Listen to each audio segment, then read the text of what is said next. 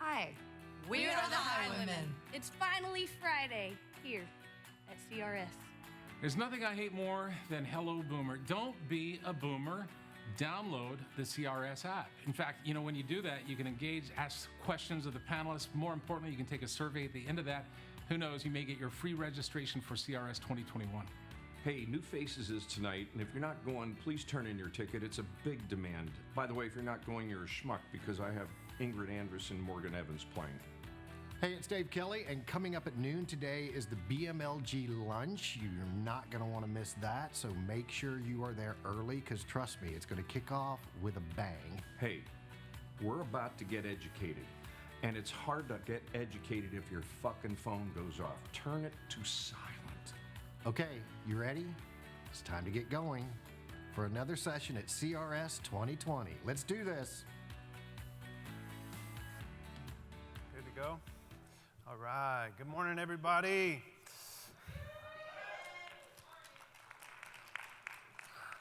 I see we have a few brave people that showed up today. Thank you for that. Last morning of CRS, a terrible time slot to come in and talk about a really light topic like stress. But I remember I was here actually a few years ago, and thank you, by the way, Sloan and my friends from CRS for having me back. I was here a few years ago, and I remember having a similar time slot and thinking, no, and I think at that time we were talking about emotional intelligence, and I was like, no way anybody's going to show. And then some of you already come up and said, hey, I remember you, so thanks for coming back. I don't know if any of you can relate to this, but I found myself almost 20 years ago at what I would have told you would have been the peak of my career up to date. And it was a relatively new career. I was a few years into being on the entertainment side of sports. And on paper, everything looked picture perfect. I had set a goal, I had gotten some education, I had outkicked my coverage on a job, and I found myself getting all the affirmations and accolades externally that one could get, and frankly, was thrilled and excited and happy in my professional career to have been able to accomplish a dream that I'd had for a long time since I was a young kid, so early, literally a few years into my career. And that would be the person you might meet when I would be out one night entertaining you, which was a part of the gig. But the person that you didn't get to meet at that time was that many times during that time in my life was the next day, let's say mid-morning, I would wake up feeling isolated, alone, exhausted, stressed, overwhelmed, and burned out. Isn't that an interesting paradox? How both of those can coexist. And that's exactly what they did for me for many years, until I ran out of runway and the gig was kind of up. Because the interesting thing that I was happy to share with you at that time in my career was person number one. Let me show you the highlight reel. All the things I've been able to accomplish at such a young age. The person I was desperate to hide from you that I'm okay telling you about today was the other person that was actually struggling with anxiety and depression, compound stress, was exhausted, burned out, all in the name of chasing a dream. Can anybody relate to that? Oh, this is going to be fun. Thank you. It's really awkward when I throw that out there, which I don't a lot. This is just my hometown crowd in the music industry. I spend a lot of time here, and you just get crickets. Anybody relate to that? It's like nothing. It's like, thank you. How many people, show of hands, can relate to stress? I think everybody. Except for maybe one guy, and you should be doing the talk.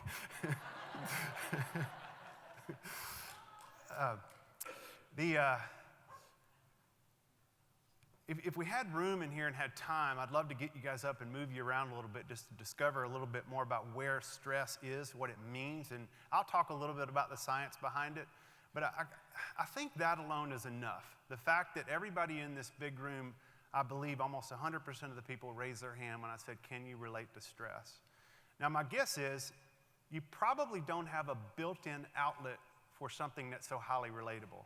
Show of hands if you have a strategy or a built-in outlet that you are able to offload and share the stress that you relate to. Okay, great. So I see a few more, maybe 10 hands went up there. Here's something I've learned that's vital about the change process.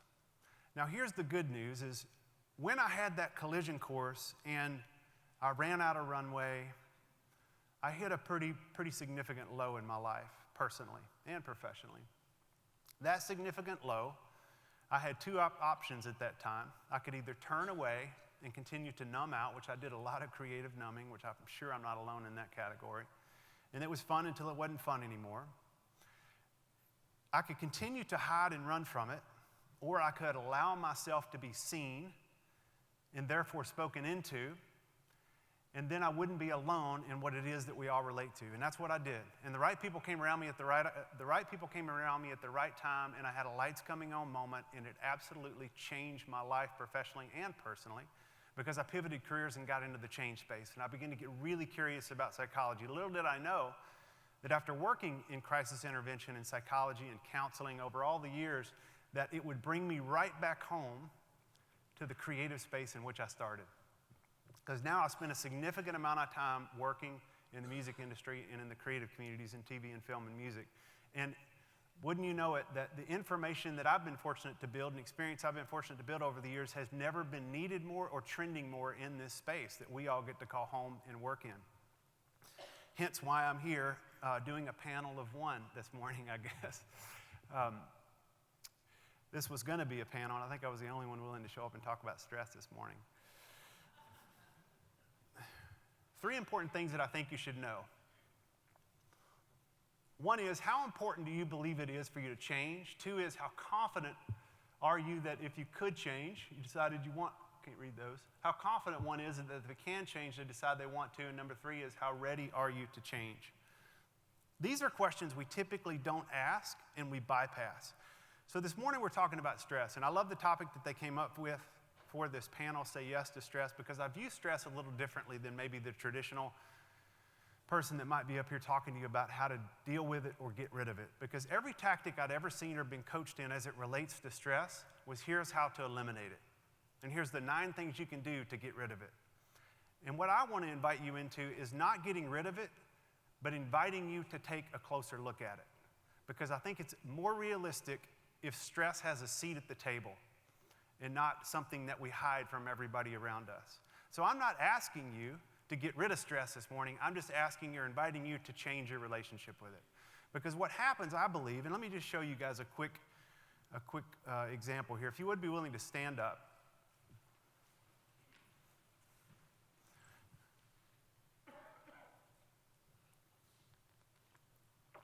And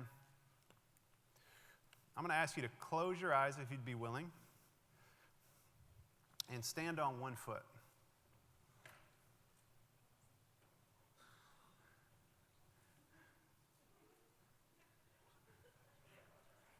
All right. So go ahead and put them down. So eyes open. So what was that like? Let's hear from a couple people. Hard. Uncomfortable. Off balance. Yeah. Okay. It looked that way. That was kind of fun. It looked like maybe the line dance that some of you were trying at 3 in the morning last night. Something I'm learning about stress is that we all can relate to it. Just stay with me for a minute standing up, and then we all can relate to it. And self-care is trending, but I don't know that we go deep enough on self-care. And it ends up becoming fluff. And it's not that fluff is not important in the self-care process. It's just that arguably most of us are in need of connection and self-care because we've been in isolation with the stress that we carry. And most self-care strategies are solo. And so what I want to invite you to today is something that would be a bit more collective. And I just kind of want to show you what it looks like. Because here's kind of what happens. Would somebody be willing to come up? I can't see very. Do you mind turning down the spot or the house lights a little bit? Oh, sure. I'm with you. Come on up. Yeah, thank you. No, I'm going to do that for you. Stand right here for me if you would. So here's what it kind of can look like. Because what you were describing earlier when you said out of balance and hard, I would just say is life. Can anybody relate to that?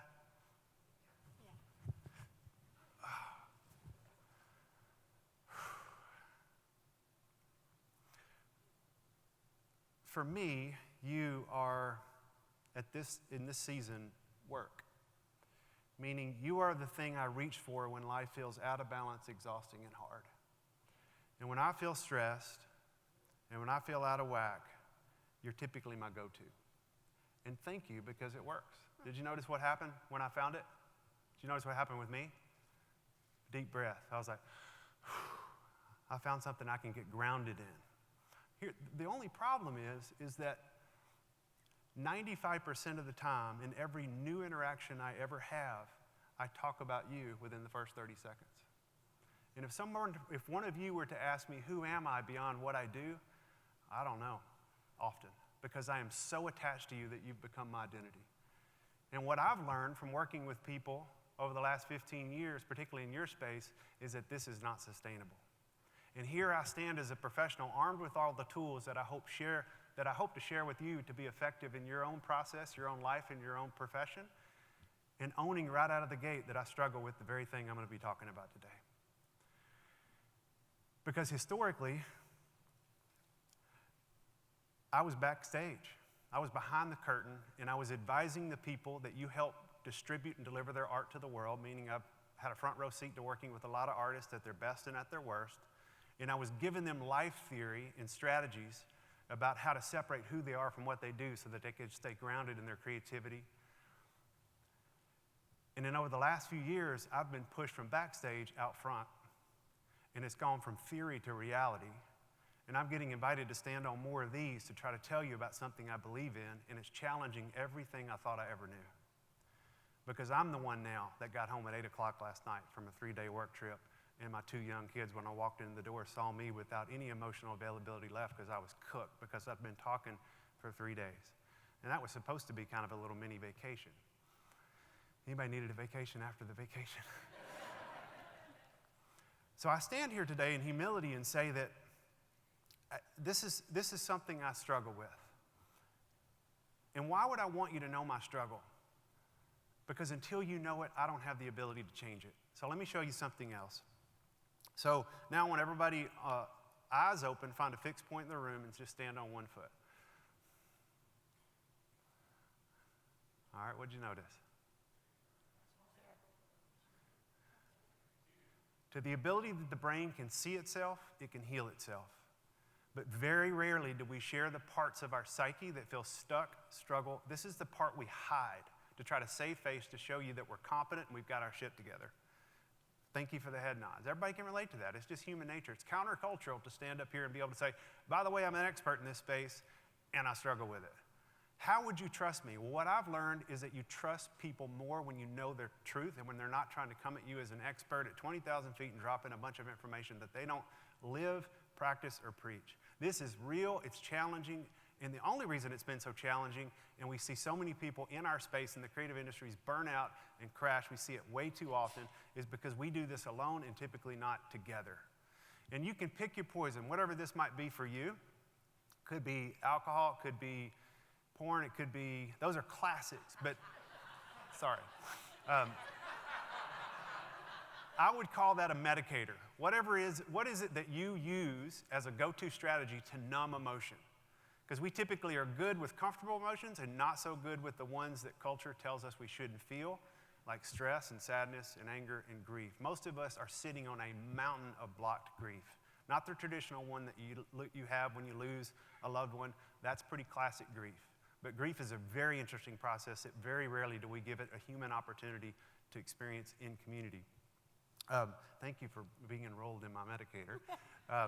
Let me show you what else can happen. So I'm going to give you a better role now. So when I go from here and eyes open, so suddenly I've had some self-awareness. I've done a little bit of my own process and my own work. I've shared with you, and now I can see you literally. I shared with you a little bit about my story, so I feel a little bit more connected to this experience. Life won't stop doing life. So I could very easily still get knocked off my path. Because unfortunately, what a stress elimination strategy is this, which does not mirror life in any sort of the imagination. Specifically doesn't mirror a career in the creative and entertainment industry. Because this is a fast-paced place with abnormal life circumstances, which I'll show you in a minute. So what if we could just be honest? This life is going to knock us off balance. If our eyes are open and we can see our own part, and we can be more humane to ourselves and the people around us, we're much more likely to not have to reach out to this as much. But when life does knock us off balance, we've got something solid that we can lean on, which is each other. What if we were more real with each other? What if you were let me introduce you, Miles. Lois. Yes, hi. Let's just say that we're colleagues, or there's some duality in our relationship. We could even say we're competitors. Is there anything that you can relate to in what I've shared this morning? Yes, I am a radio personality, and I am loud and bright in my professional life, but I totally mask a deep who am I when I'm not attached to my job. And I think that would surprise people. So I share, everything you said, your first opening line, I said to my friend, I said, oh, that's my life. And just head nods so we can see. Anybody relate to that? A lot. Thank you. Thank you for being so brave. And I feel more, here's what I know. Psychological safety is the number one factor for trust in human beings. The number one factor for trust in human beings. And we hotwire it and we bypass it by using charismatic communication. I used to do that. It's like, what can I do so that I can hotwire trust? And what you did in 30 seconds makes me know you more, trust me more, feel stronger about your confidence, makes me want to follow what you do, not because I've seen your highlight reel, because I've seen the real you. We've seen the real you. And so here we are. Let's do this thing together.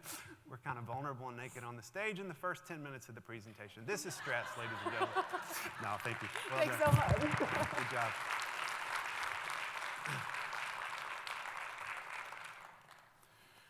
Go ahead and grab a seat. Thank you. This is what happens when I'm a little tired coming in. I have no idea what I'm going to do. I believe that when the brain can see itself, it can heal itself. I could show that to you neurologically, but it's ultimately just called self-awareness. It's because sharing your pain, that's the universal treatment plan when it comes to the change process, is sharing your pain, your truth, and your struggle with another human being.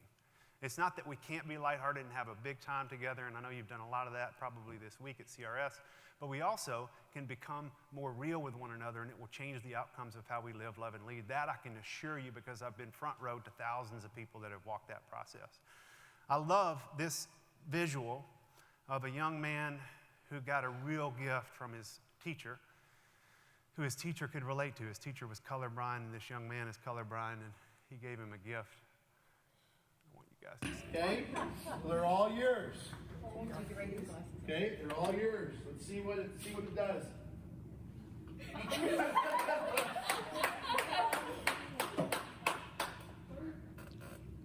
So what do you think there?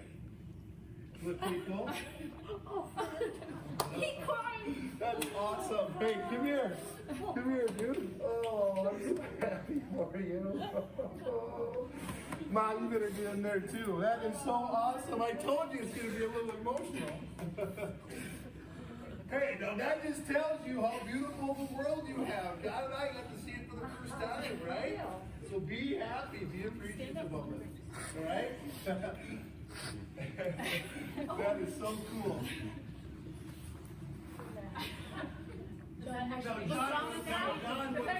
Colors on that periodic table. John, what I did, I touched them. Don't you want to touch them? I wanted to touch every color, right? Go ahead, you can touch them. Look at the painting, John. This one. Down. Down. No, John, right there on the counter. Oh. Take them off so you can see the difference. Isn't that cool? Huh? That is so cool. That is awesome. What a great day. Huh? Hey, John, if you can laugh and cry in the same day, that is the greatest day ever. I tried to cry. If you can laugh and cry in the same day, that's the greatest day ever. Isn't that something? But we don't get to do that with one another enough. And I believe that emotional intelligence and emotional wellness and waking up to who we are, who we're becoming, clearing the path behind us is just like what happened when that kid saw color for the very first time. I've experienced it myself. Many of you who've done your own personal work have had wake-up opportunities or lights coming on opportunities where for the first time in your life you stopped hiding who you are and let the world, particularly your colleagues, see who you are, and it can feel just like that. It can feel overwhelming, it can feel emotional, it can feel like, can I really do this? And I'll tell you why it's sustainable and beautiful. In working in this space, I shared this and they asked me to share it with you again, but in working in the creative community, I've been fortunate to work with a lot of people, particularly artists, who I know many of you have different working relationships with. And sitting with artists, every month I get the opportunity to do this, from people who are just starting out, just starting radio tour, first single, to people who are selling out arenas and everything in between. And also people who've had success and it's kind of started going the other way, and people who've had sustained success. One of the most common things I've seen with artists, which I created this model to help support the need for it, is called the artist dilemma, and it is public professions create abnormal life circumstances. What might some of those be? Those of you that work around artists. What would be abnormal about an artist's life? What's that? Sleep, yeah.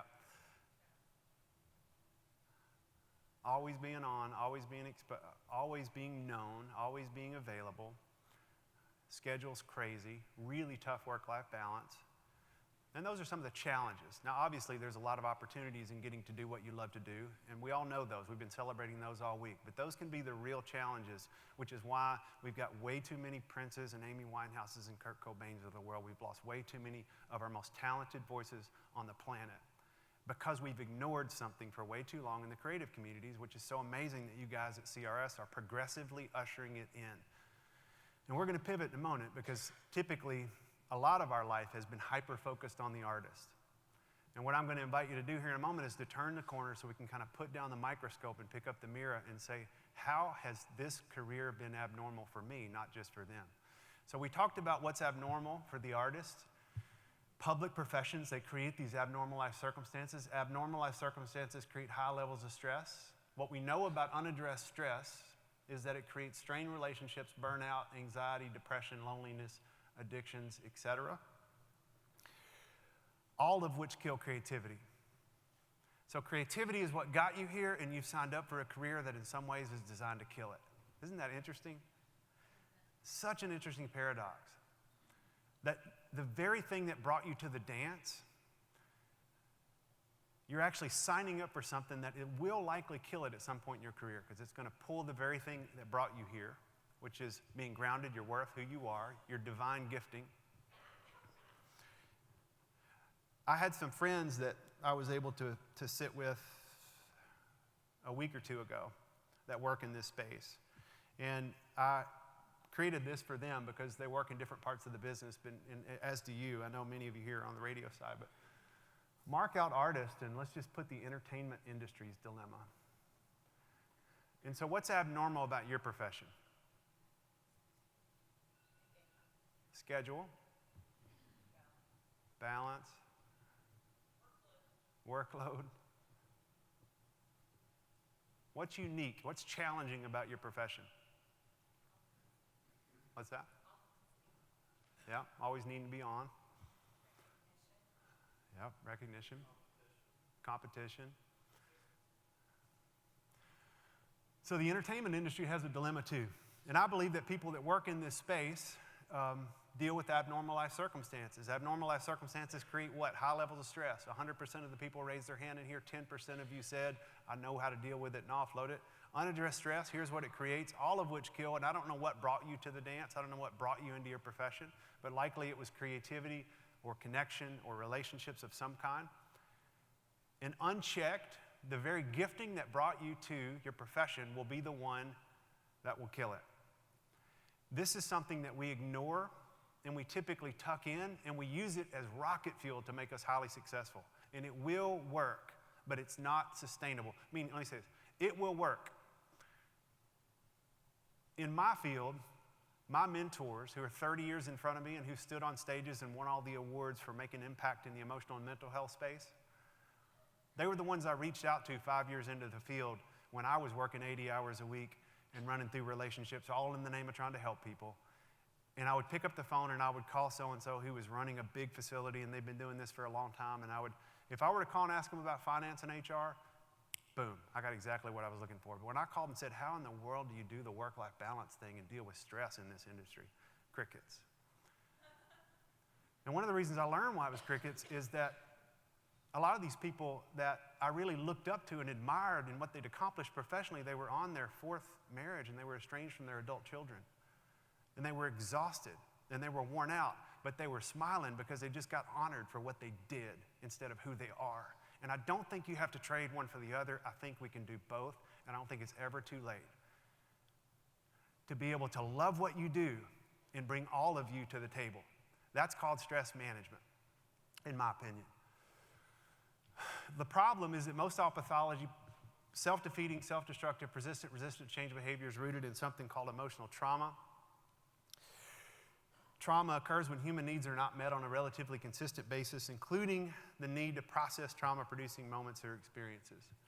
Something you probably experienced some, no human beings really escape it, is something called secondary or vicarious trauma, which is the stress resulting from helping or wanting to help a traumatized or suffering person.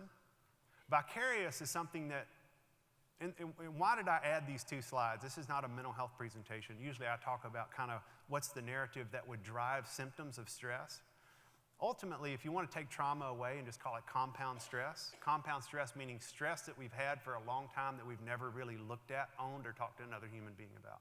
That's all trauma is, emotional trauma. Every human being has it. Nobody escapes it. We're learning a mountain about it over the last decade. We know more in the last decade about trauma than we did in the previous 50 years. It's moving at the pace that computer science did in the 80s. And likely we're going to learn things that will put some of the modalities that we use now out of business because they won't be as relevant. But it's amazing what we're learning. But the thing that we're learning about emotional trauma is that it's universal and nobody escapes it, which is why I decided, why would I go to a conference like this or an event like this and talk to you about it? It's because I think you need to understand it, because it's ultimately compound stress in life adversity. I also could give you statistics mentally health in a mental health way and say, I know 1 in 3 of you have probably dealt with a significant mental health condition, because stats tell me that.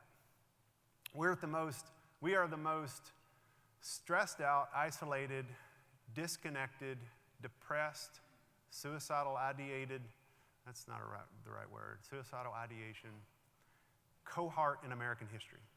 Not by a little, by a lot. And we are on the front lines of delivering art and being cultural champions, whether you think you are or not. Ultimately, what you do by putting music out in the world has a bigger and better chance of changing lives of people in the trenches than what I do. Because most people aren't going to have the resources or show up at a facility like mine that I get to lead and some of the other things that I do, but people can have their minds and their hearts changed through one simple lyric of one simple song, particularly when they share it with another person. That is the value of what you do, and that is why I am here. That is why I said yes to something, to show up and get in front of you, because I think I owe a debt of service to keep creatives in the game doing what you do well. And all I want to invite you to do is not scare you. It's not like, oh my gosh, if you don't pay attention to this stress and this thing, then you're going to cook and you're going to burn out. I've seen some of that. I've worked with a lot of people in the fall. It's just to encourage you that you can do both. You can have a dang good life and you can accomplish everything that you wanted to dream. It's not easy, but it's doable, particularly when we stop trying to do it alone. 3 things I think help us get there. 1 is be honest about who and where you are. I had somebody tell me a long time ago, and I tell a lot of people this now, that the people who make the longest lasting impact, those that stick around and are the most effective, are those that get a PhD in themselves. It's those of us who take the longest journey we take as humankind, which I believe is the 18 inches from here to here, and we find a way to do that in our leadership and in our life. The second one is clear the path. Those of you that have ever done emotional health or coaching or therapeutic work or consulting, a lot of people would refer to this one as do your work. And do your work or clear the path basically means look back into at some point in your life, find a safe person or a safe place or a community to look back into your origin story, figure out where you were imprinted in a way, that could be holding you back in current time, and what are you bringing into your current ecosystem through the filter of emotional pain that likely didn't belong to you in the first place. Everybody does that. But rarely do we get the opportunity to go back in and rewrite the narrative that may be holding us back today. Clear the path. Why? Because we don't solve problems that we don't understand. And very rarely do we clarify the emotional intelligence that likely is a deficit when it comes to bringing who we are to the table and how we lead, live, and love. This was a couple weeks ago, and I threw it in there this morning because I thought it was such a good example, in addition to the young man who saw color for the first time, of what it's like when you first clear the path. And when I mean clear the path, another term that's trending these days is vulnerability and authenticity. It's becoming cool and hip to share like what I'm sharing. Here's a little bit what I've seen it feels like, and see if you can watch his expression as he goes through this process. 2.5 years old. I grew up with horses. They mean a lot to me. So I've probably been pushing them on my son a little too hard. He was a few weeks old when I first introduced him. And I've watched him go through this progression of being warmed up, being excited, being, wow, how cool, to being terrified. And he's in the terrified stage now. Can you imagine a 2.5-year-old looking at an 1,100 or 1,200 pound animal? Just watch what happens with him. Here, hold it right here. There you go. That's the way to do it. Yeah. Yeah, Mel, good job. Yeah. Where you going first? You want me to make him walk and take him for a walk? Sit on him. Okay. You feel comfortable up there? You're brave. You're so brave. I'm so proud of you. You sure we don't want to walk one step? Here he goes. Watch his face. Just rode a horse. Whoa, he's walking. He's walking. Good job, bud. Look at you. You're so brave and cool. You just rode a horse for the first time by yourself. Way to go, bud. That was fun, wasn't it? Let's get up. Let's hop. Yeah, Mel, good job, bud. You gotta say thank you. Thank you. Look at his eye. Yeah, now give him a hug. There you go. Anyway, if you've ever walked up to the edge of vulnerability and thought about sharing something about yourself that you typically wouldn't share with a colleague or a friend, and it feels like the Grand Canyon. It feels like if I were to lean in and share more about who I am, not the shiny, pretty parts, but the dark corners, it feels like it's the point of no return. That was a proud dad moment, but that's exactly where he was when we walked into the arena that day. He told me up front, he said, no way I'm riding a horse. And he's just getting his language and his vocabulary. I didn't push him. I was like, it's totally okay. Let's just go hang out and see what happens. And did you notice, a couple of things I want you to notice about that video is horses are highly intuitive. I didn't cue that horse or prompt that horse to take his first step with my son.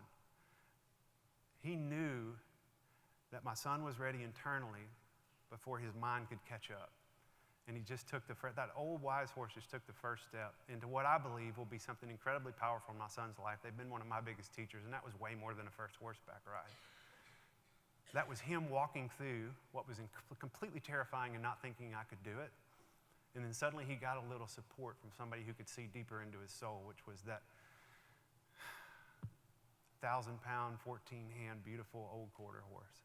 That's a rescue that's washed up, that doesn't have a fancy pedigree, that shouldn't have a second chance, and he just gave my son his first. But something else I want you to notice, which is that's a powerful moment. Some of us can relate to walking through something that originally really terrifies us. That right on the other side of it, we often have a vulnerability hangover. You relate to that? It's like, should I have really said that or done that? Did you notice what happened with him? His face went from, oh, wow. And I said, isn't that fun? He said, let's get off.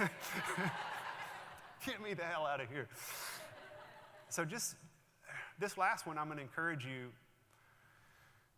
we talked about clearing the path. We talked about owning who you are. And the third one I want to share is just start to say the unsaid. Speak your truth to the people who matter the most, and particularly the people who you don't feel it would matter at all, because I think it can be a game changer. But when you do, so in other words, if you were to spend this last day at CRS and have just a little bit more real conversation and trade in the surface stuff that most of us spend 100% of our time kind of showing the song and dance, like here's what our latest thing, here's what we're doing, here's our numbers. All that is so valuable. And you can have some of what we had to balance it out. Say the unsaid to the people around you. I believe when we do that, we start to develop emotional fitness, which I would call power, understanding, strength, and empathy around our mood and feelings towards ourselves and others. And ultimately, the goal, my number one strategy for stress management, it's not all the things that you might think. All of them are valuable. I'm not pushing back on traditional stress management strategies, whether it be yoga or exercise. I mean, I could prove those too scientifically. Incredibly valuable. Keep up what you're using. I'm just inviting you to go a level deeper and share a little bit more about the emotional impact of stress with the people around you. You just did it this morning by 100% of you raising your hands. That's not a question you normally get asked at an event like this, but everybody said me too. Two of the most powerful words in the English language is when I can get empathy from you instead of advice or judgment. So try this for the next day. Honestly, try it for the next year, because all of you are going to work together. You're going to walk out of here and you're going to have all these dual relationships and interesting connection points. Try being just a quarter turn. Be a little bit more real. What if we could shift 2 degrees today and realize by being me, I can best support you? Because 2 degrees over time does like this. And I'm not suggesting because you have stress this morning, you need a 180-degree change or you're going to be in trouble. I'm just inviting a 2-degree change. That what if we could change the ecosystem of the way entertainment lives, breathes, does business, and distributes art to the world? What if we could become more healthy? The people behind the scenes that are helping advance what I believe is the most healing ointment for the world that the world has never needed more. And what if we could mirror and model those results? Because I didn't do it. You heard me say in the beginning, I got into this profession. I was fortunate to get a place going that I'm really proud of. And at the end of the day, my life didn't have much results to show for it. 5 years in, hitting some success, and I was starting to recreate what I shared with you 20 years ago. I was starting to get lonely and exhausted and stressed, all in the sake of chasing my dreams. And I thought, that doesn't have to be that way. And that's why I'm so willing to share it with you guys today, because what we're all after is to feel a little more connected. Number one strategy, I believe, for stress management is the energy that exists when people feel seen, heard, and valued, and when they can give and receive without judgment, and they can derive substance and strength from their relationship. When we feel more connected to who we are and who we're becoming, it lowers our ambient stress level, period. That's what relationships do. It's how we are biologically wired. It was what's supposed to be set up in the first place. And then human beings, the best part of us, the top part of our brains kind of took over, and we get so far into connection that we forget that the whole reason we're here. We get so far into competition that we forget the whole reason we're here is for connection. So what if we could trade a little bit of competition in for a little bit more connection? That's when I've seen all boats rise. I've seen industries get healthier. We did it at my company. We grew from 6 people to almost 200 now. And we weren't doing that well. We had a growing, trending thing that was very supportive to the creative and the music industry. It was amazing how we didn't necessarily intend to be a resource for the music industry. You heard me say earlier, I had a debt to repay because I grew up also in an emotionally kind of illiterate family.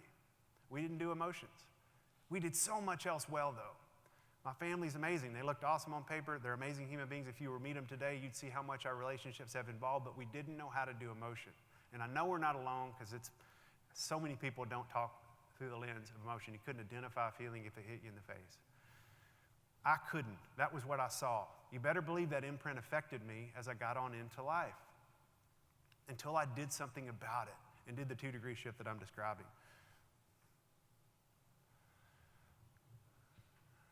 I want to show you just a quick social experiment that I think drives this point home better than I could say it.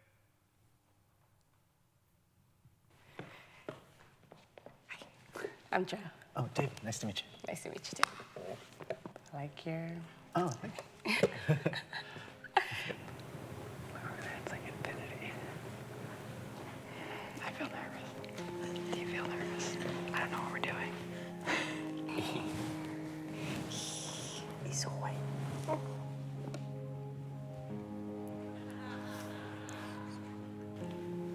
should have peed first.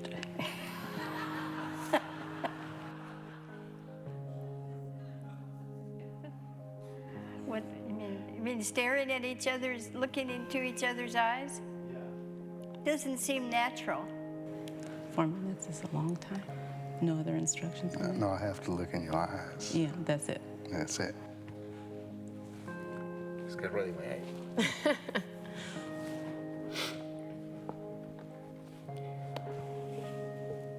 I can blink, right? That's what's up.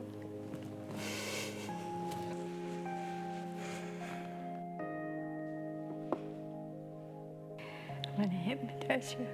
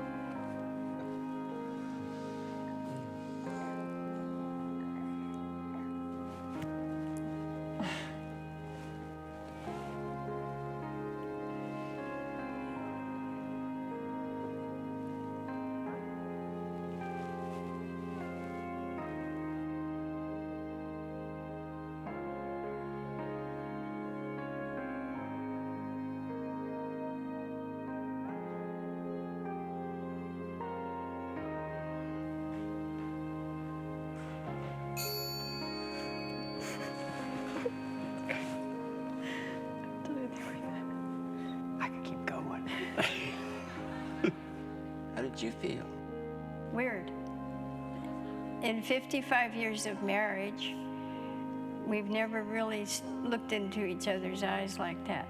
But I do look at your eyes sometimes because I'm checking your blood sugar. You check on me all the time. Yeah. I wondered what you were thinking. How wonderful it was to just sit here and look at my wife for a change without discussing work, business, and situations. When I look at you really closely, I realize how much I need you and what you mean to me, and because that's the truth. And I couldn't imagine being with anybody else. It's pretty interesting to be able to sit in front of someone that you don't know And just like, what, 10 minutes ago? Yeah, and just feel like you can't not see each other yeah, again it's like, after- we kind of walk away and let's go have a drink. Nice to meet you. I feel like we can get right to the dance floor after something like this. There's so much in there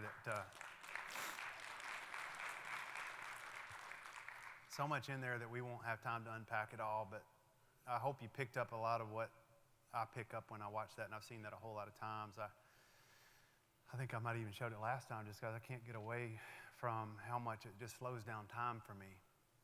And I'm not saying that we all have to do that this morning. Pick a partner, no, I'm kidding. It might be a little much for this early in the morning. But 4 minutes is a long time, but 10 seconds is not. I mean, what if we could just, when we see beauty in somebody, we just speak it? What if we could start saying the unsaid to the people closest to us? What if we could start owning more of our stories and going from human doings to human beings? What if we could bring the humanity back into being human? And what if we could bring the heart back into the music industry? I think we can collectively. And it happens one person at a time. It doesn't happen when we go out and try to change the culture of the people that we represent or the people that we play. It happens when we start, again, putting down a microscope, picking up the mirror, and changing our hearts, and making what we do be more sustainable, be more fun, and be more stress-free. I didn't know you were going to be here this morning. I have a really close friend here.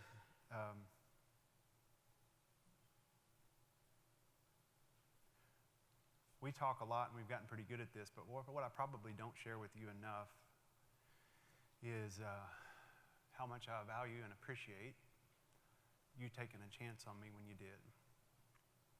I don't think I'd be here otherwise.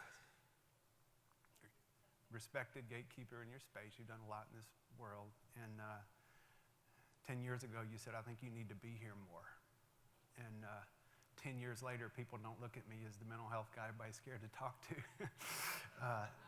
They say, they look at me like a music industry professional who works on the mental health side of the music business. And I think in large part that's because of friends like you. So Marion, thank you. I love you and appreciate you.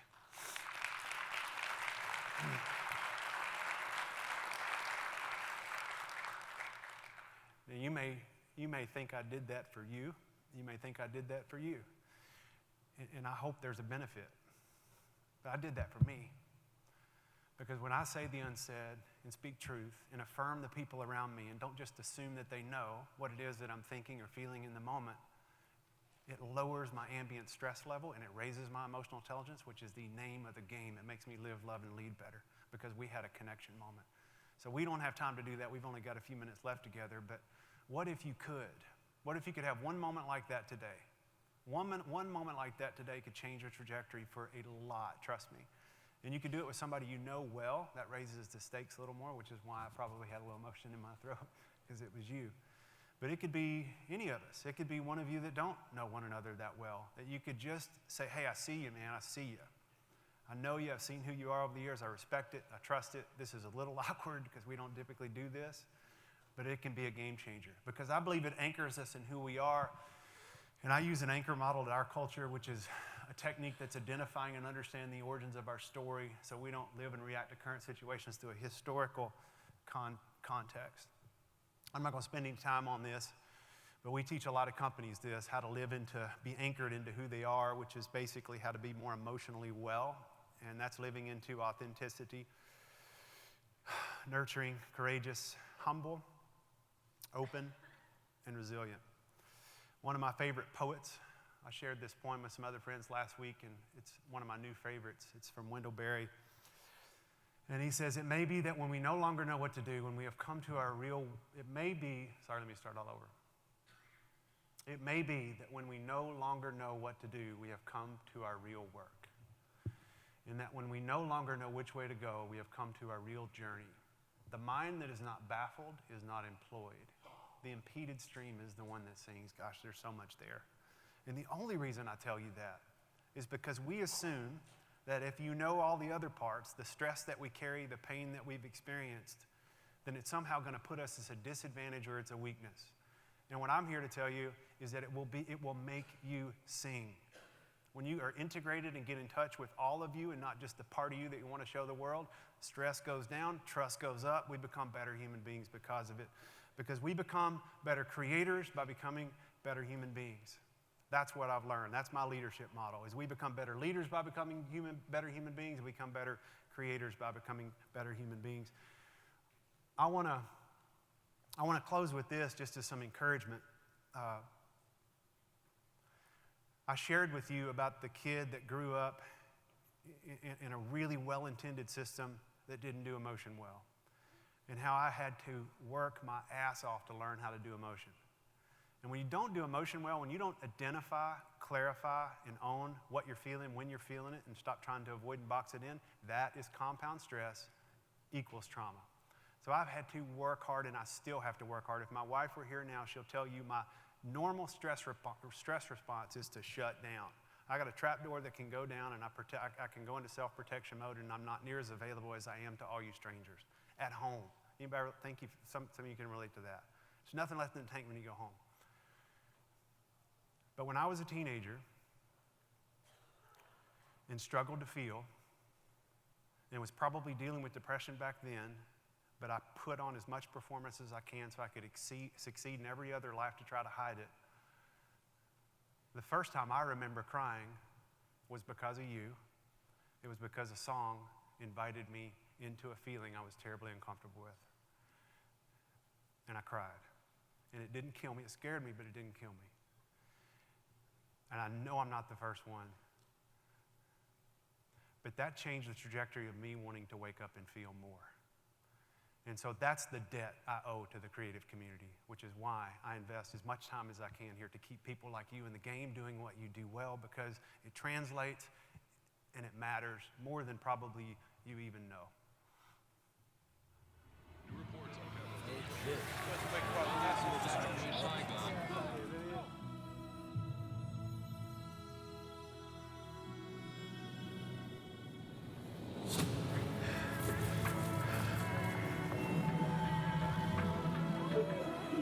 Coast Guard heroes arriving in the Adcox Islands. 5 young boys create a rescue trampoline. The first to run a marathon in under 2 hours. We have seen what we thought was unseeable. A relay of dogs will lead blind runner Tom Panic across the finish line. Nicolas Mahut lost in the French Open, but then his 7-year-old son ran onto the cart to give his dad a big hug. Her and her sister have been heroes for many little girls out there.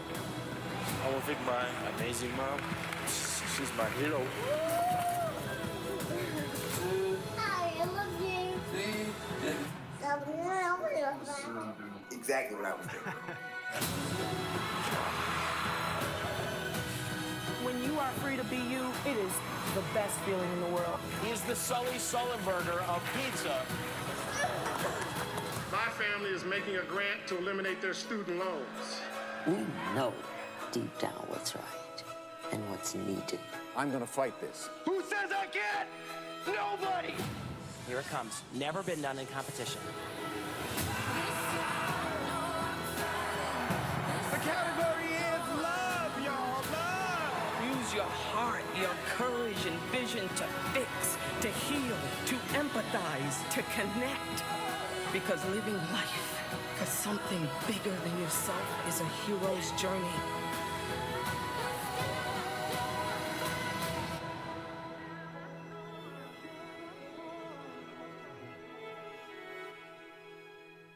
Google gets credit for that one. It's so good, and they didn't pay me anything to show it. But I just think it's incredibly powerful because I think I'm sitting in a room full of people who are using your superpowers for good. Regardless of where you are in your profession, I think the fact that you touch art in some way and distribute it to the world, you're using your superpowers for good. And all I invite you to in this morning is to turn some of that beauty you pour out into the world back into yourself because you deserve it. Thank you for letting me spend a little time with you this morning.